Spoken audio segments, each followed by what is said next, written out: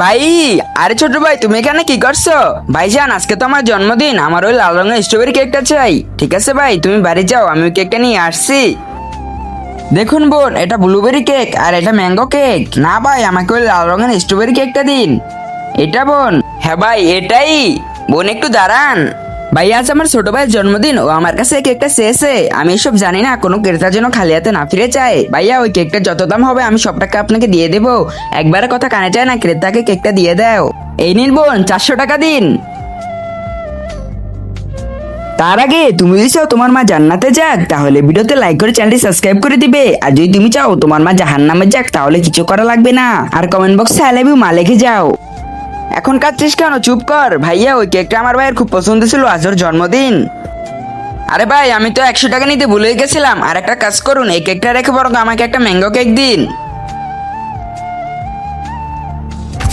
আরে, আমি তো 100 টাকা রেখে গিয়েছি।